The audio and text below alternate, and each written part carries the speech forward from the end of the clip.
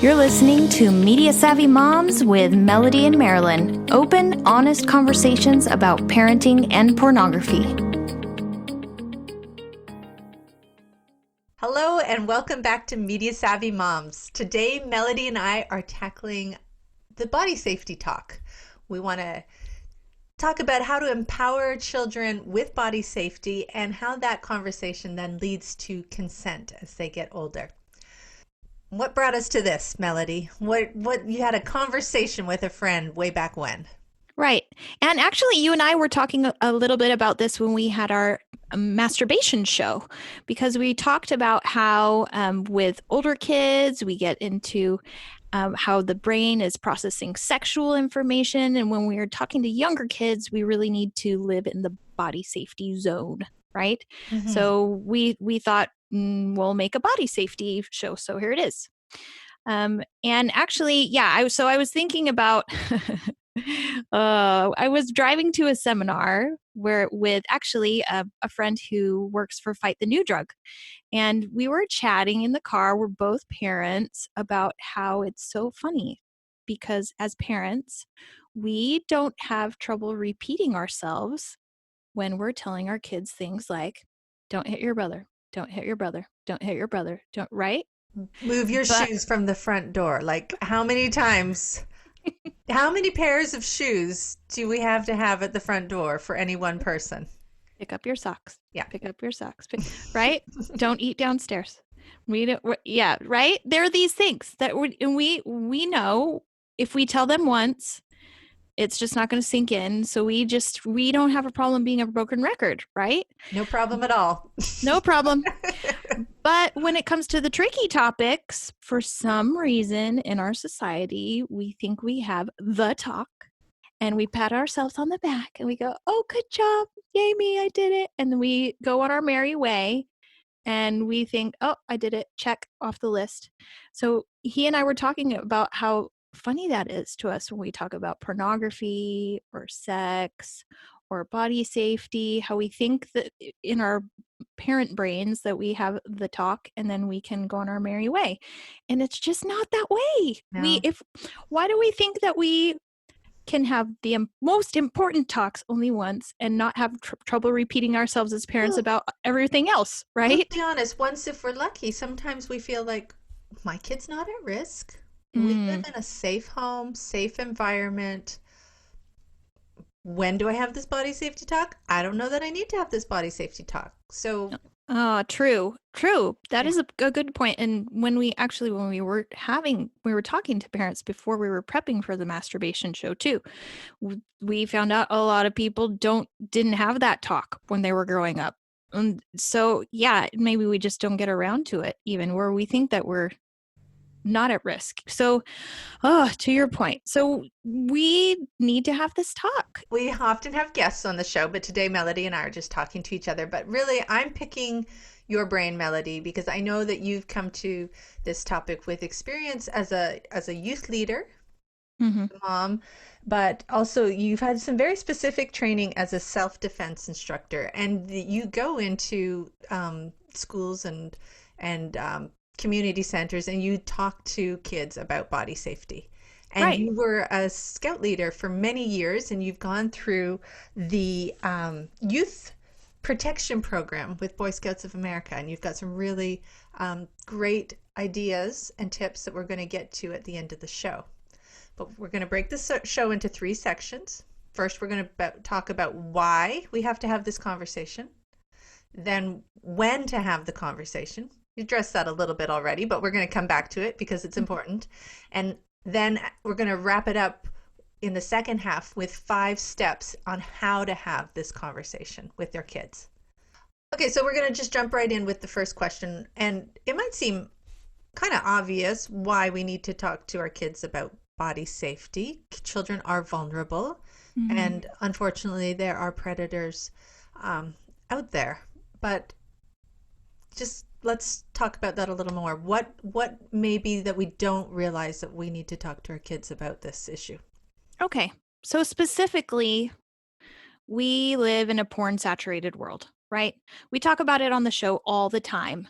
But when you and I were talking about this, you mentioned when we think about body safety, we think about the physical part of safety and keeping our bodies safe, right? Hmm. But you mentioned to me that it's as much an emotional and mental issue, right?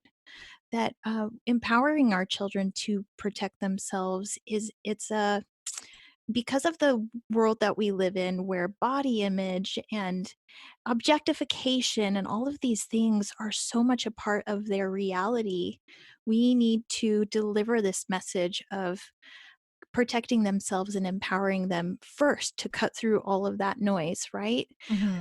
When we talked to Dina Alexander on our Sex Talks for Girls show, she did such a beautiful job of talking to us about empowering our children and specifically our girls to value themselves and to protect themselves. And that leads into all of the other great things about protecting themselves from pornography and exploitation. And it all starts with body safety and appreciating themselves and their body.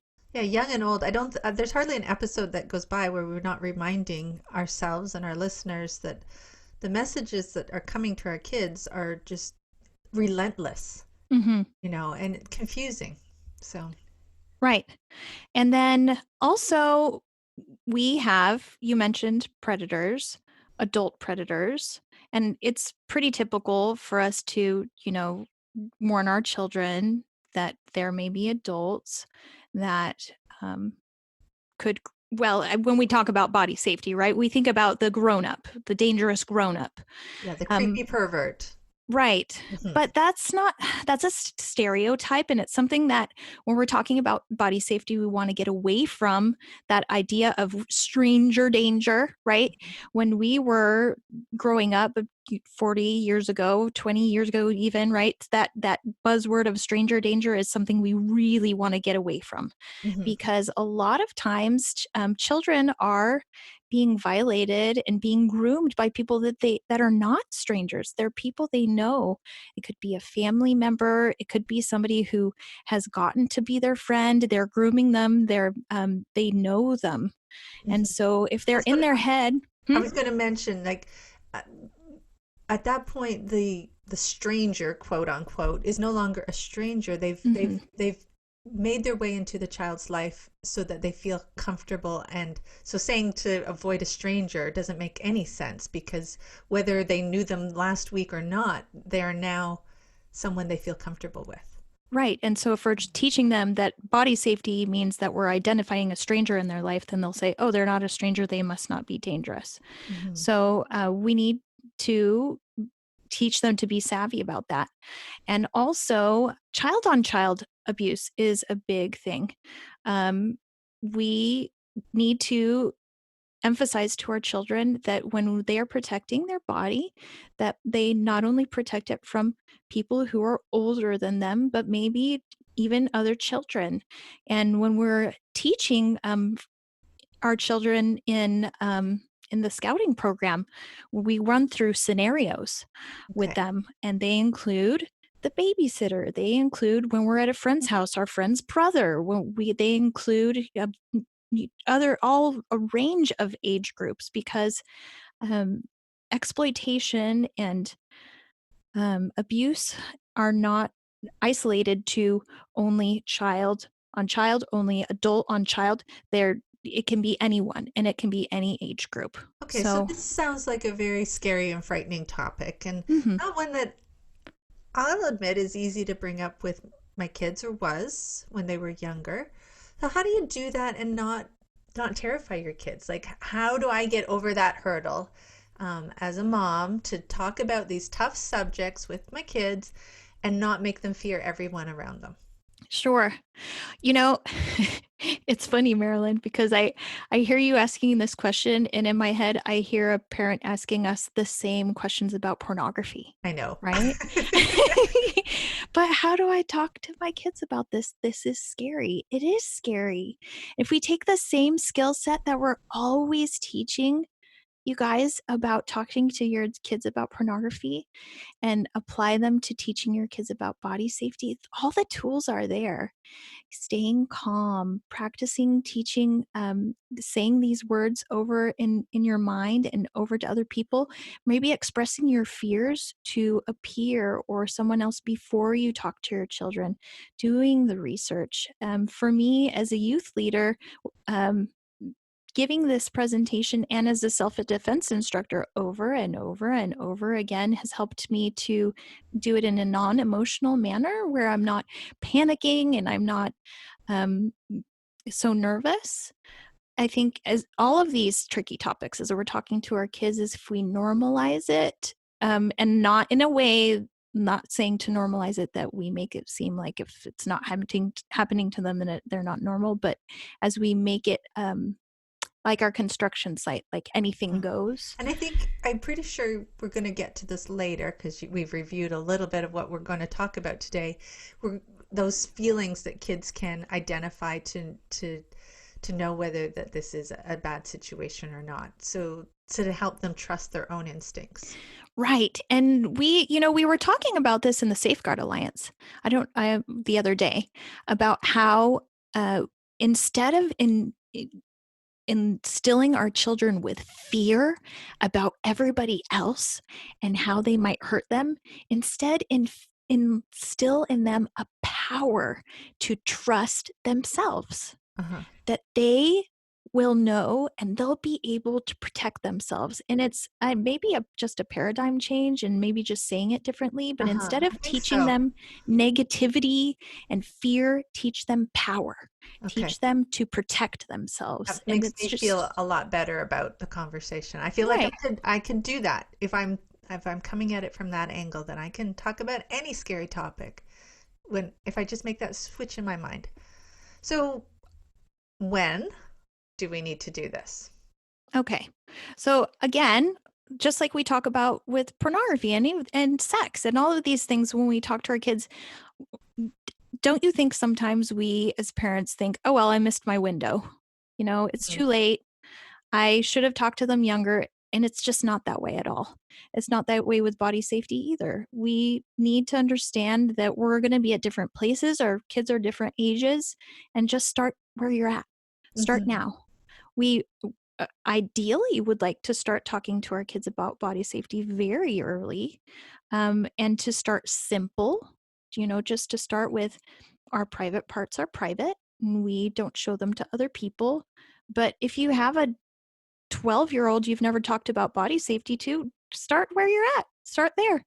And Marilyn and I were talking about how and we mentioned at the beginning that at the beginning, and when they're young, talking to them about body safety revolves around, you know, keeping private parts private and not letting other people touch. And then when they get older, they get to be teens. This can translate into consent. Yeah, as you were talking, I'm thinking, okay, if I haven't talked to my 3-year-old or my 5-year-old or my 7-year-old about this, I've got kids going off to college. You know, how much exploitation is on campuses at college? If I haven't had that conversation with them, I can still have that conversation with them as they're leaving my house to go to college.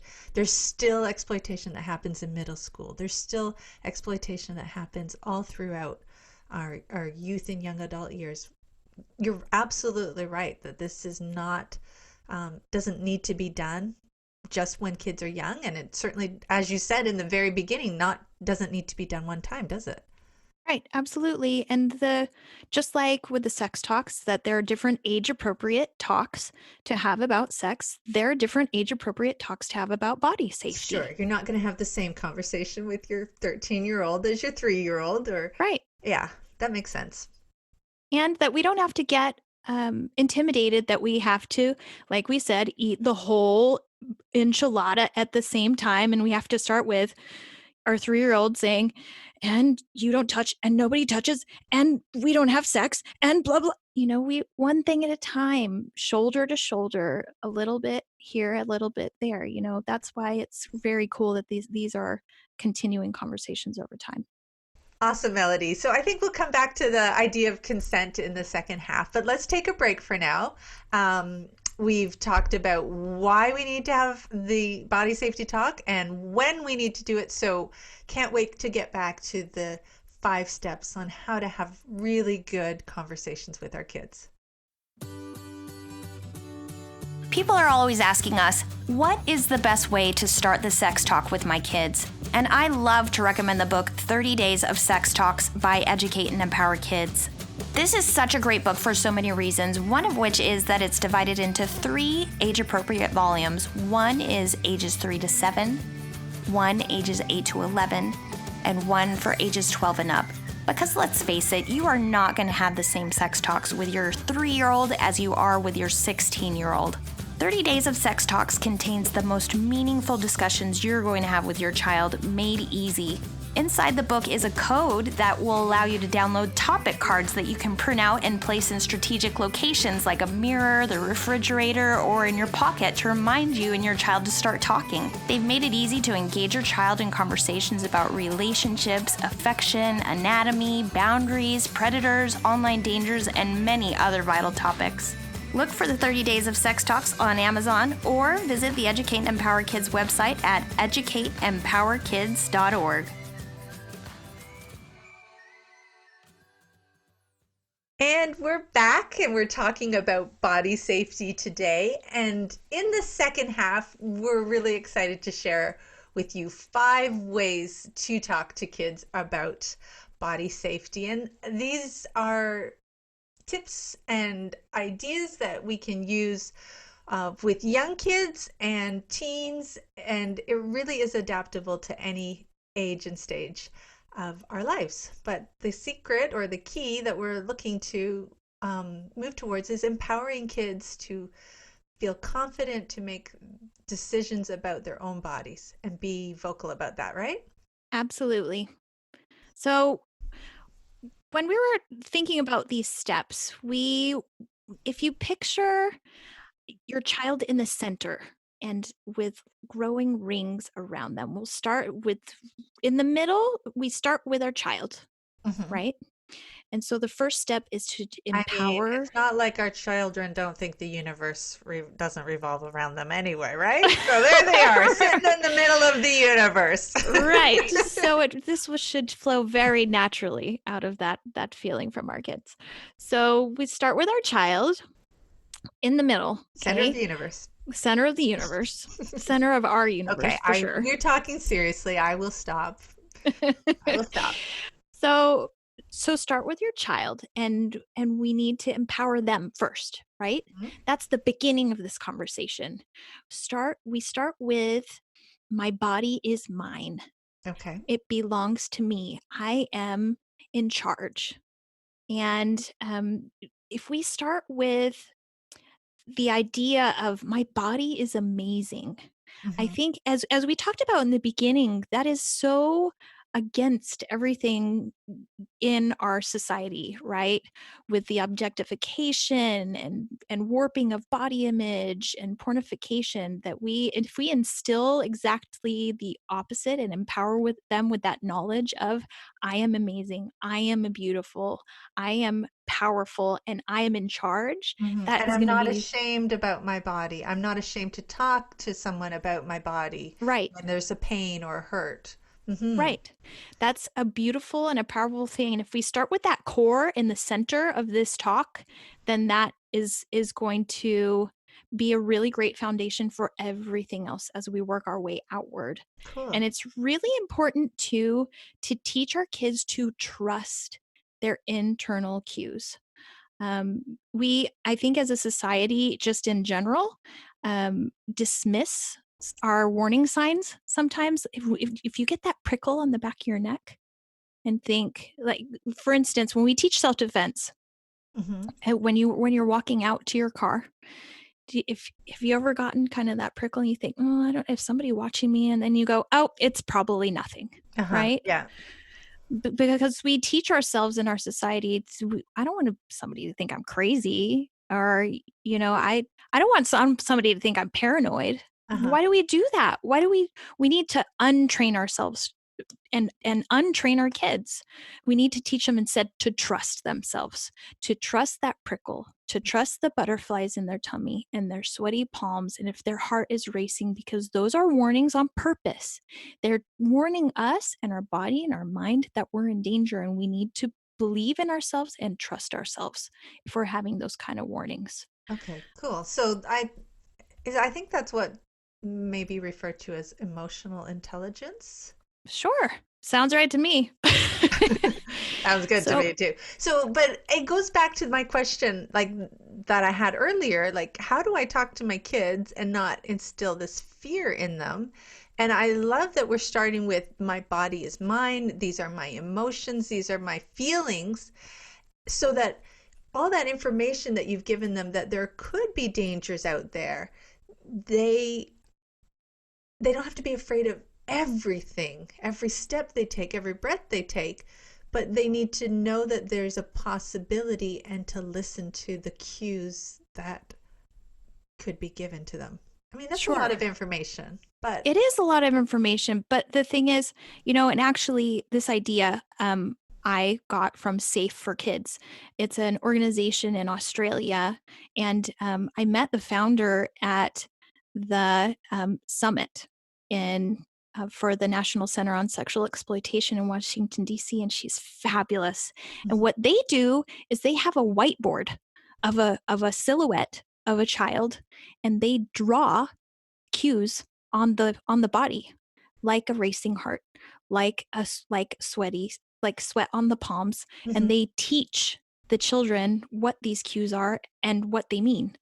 And so making that very visual and teaching it, it goes back to um, in psychology, just teaching kids the nuances of emotions. What does happy mean? What does angry mean? What does jealous mean? These are, like you said, emotional intelligence. Just teaching them to recognize those things inside them, and to interpret them, and to know, warning, warning, And to and pay share, attention. to Right. get them out of our brain and verbalize it. Right, we'll get to Mm. that. That's Okay. one of our other Okay, steps. I'm jumping Jumping ahead. ahead. Okay. So So we then, start with that uh-huh. core of empowering our children and being aware of what's going on in their body and their mind, right? And then the second step is then to teach them the boundaries around them. Okay? Okay. So then we teach them about how safety starts with respect. Okay. Okay. So the people around them, whether they know them, whether they love them, because this is where we get into whether they're a stranger or not, Hmm. right? There are boundaries Okay. and we make them. We it's hard, but we need to teach our kids that no one has the right to touch them, or when we're never going to force them to have affection for anyone. And this carries into, like we were talking to with older kids, consent. So if you I have mean, it that, starts with going to see Aunt Myrna. Like, I don't right, think who anyone has an wants aunt named to, Myrna, so I thought that was safe. maybe we're sorry, Myrna, if your name is Myrna. But if they have maybe a relative who likes to pinch them and squeeze them and smooch them, and they don't like that, they have the right to say, no, I don't like that. Uh-huh. Please don't do that. That's okay. You don't say, yes, you do. You let her do that because she's your aunt, grandma, you know, cousin, whoever. No, we let our children stand up for themselves, and we let them say, no, I don't like that. Yeah, We or teach them why, that's why okay. does that upset you? Why does that upset Hmm. you? Are you getting those feelings in your tummy that you just don't like it? And it doesn't necessarily mean that person is a Sure. predator. Yeah, it's just, Mm-mm. but then it gives them a chance to express why they don't like it. Right. And when And we yeah, reinforce that they're allowed to stand up for themselves, that carries into later in life if it's something bigger and more important that they already know. Oh, I'm yeah, allowed to say yes or no. yeah, makes sense. Okay, so So, that's step number two. right. So, number one, empowering them. Two, teaching them boundaries. Then, three, this is what you were talking about, teaching them to verbalize, teach them to talk. Okay. So, after they know what is going on with them and they know what their boundaries are, teaching them to talk about it. When children are groomed, they are going to be brainwashed. They are going to be told, don't tell. And when we want to be the voice hardwired in their head, giving them permission to talk, to say what they need to say, that's there first, so that they have this idea in their head, no, I'm right. I'm strong. I can tell. Mm-hmm. So that they can't be bamboozled by someone who's trying to hurt them. It used to be said that children should be seen and not heard, like they're just in the room as quiet as possible, right? We don't want Hmm. them interrupting our lives, but we have to get away from that idea of children need to be able to express themselves. They need to know that they have a voice, that they have rights, that they have how they think and feel matters. Right. And we need to teach them to be assertive. It's Uh-huh. important to keep them safe. So that's step 3, teach them to talk. Step 4 is to give them a network to talk to. So in Boy Scouts, we ask for 5 fingers. Put up your fingers, and we draw a hand on a piece of paper, and we write the names of their team on it. Oh, Who I are love 5? that. So Who are instead 5? of just going to see a trusted adult, we have names for those Right. people. And then they remember, and they can remember on their 5 fingers who are their 5 people that they trust. So Um, for example, mom, dad, a coach. For us, it would be, maybe a scout leader. Who are some others? A policeman, a bus driver. There are several, and when we go in and we do our presentations throughout the community as self-defense instructors, the kids can come up with as many as 10 or 12. Mm-hmm. They have cousins. They have, when we present to the Girl Scouts, they have their Girl Scout friends. So kids, when you ask them, it's very powerful for them to come up with their own network because they know who they trust. Mm-hmm. And we teach them, go to the first person on your 5 fingers. And if they don't hear you, then go to the next. And if they don't, go to the next and go through all of your team and talk and keep talking until you get somebody who will listen. Can And we talk about how important it is then to listen to children? Yes. For us as parents, we need to know.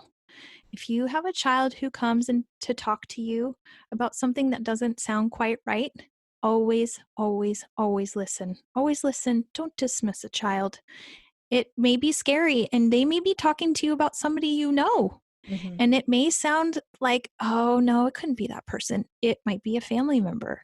You never dismiss a child who's telling you that something isn't quite right. Child abuse is grossly underreported. And it's in part because it's a really scary thing to report. You don't want to get your friend, you don't want to get your neighbor, you don't want to get your family member in trouble. And what if it's not true? And what if, you just can't go there mentally. You need to be willing to take care of your child no matter what. Okay. Right? So we give our kids a network. That's step number 4. Right. What's the final step? Repeat. Be a broken record. That's where we come back to where we started, right? We need to go over and over and over and over these steps, empower them, teach them boundaries, teach them to talk, give them a network, talk and talk and talk and talk and say these things over and over again, because we can't just have this talk once. We need to have it over and over and over again, just like don't hit your brother, pick up your socks, right? Just need to keep coming back and back and back. So what about, let's go here for a second. What about if your child is in trouble? What if you suspect, maybe it's not your child, maybe a child comes to you and you suspect they're a victim of abuse. It's What do you do? scary. It's a scary situation, right? Mm-hmm. We talked about how it's underreported, right? It's a scary thing, but please have courage. Please report. if you suspect there's an issue. And if it's your child, please know you're not a failure. These things happen. It's not your fault. It's not your fault. And it's gonna be okay. You will get through this. It's scary, but you can do it. I've mentioned several times on the show, I'm a survivor of childhood sexual abuse. Kids are resilient. They will make it through. They'll get through. There are resources. We're going to include some resources here on our podcast notes for you. We have the National Child Abuse Hotline that serves US and Canada. It's 1-800-4A-CHILD. It's 1-800-422-4453. We'll put on some other great resources for you. But it's different, US and Canada. Your local child advocacy center, their state reporting numbers, and the child abuse hotline, and in Canada it's the kids helpline. But we'll put all of those on there so that we'll save some airtime. Okay. But do you want to go ahead and recap for us? So really basic. We talked about the why, when, and how to talk to our kids about body safety. And the why is because kids by nature are very vulnerable. And we live in an age where the messages that they're getting can be confusing, and we need to empower them with information.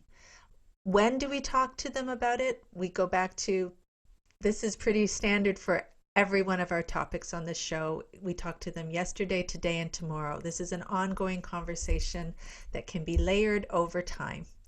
And how do we talk to them about body safety? Well, we just went through 5 really wonderful tips on how to do that. So we empower them, we teach them boundaries, we teach them to talk, we give them a voice, we give them a network of people to go to, and we become a broken record, and we do this over and over again. So, do we have a challenge for our listeners today? Yes, we do. We're going to have a really practical, easy one. We want you to ask your children, who are their 5 fingers? Who is their network to go to if they get in trouble? And if you have young children, do the exercise. Have them draw their handprint, the outline, and write in there who those 5 people are. If you have an older child, just have them count off 5 people. I love this so much. I have older kids, and I am going to do it today. I think this is a fantastic idea. Thank you for listening to today's episode. If you like what you heard, remember to subscribe. You can also find us on Facebook and Instagram, or email us directly at mediasavvymoms@gmail.com. We'd love to get your feedback.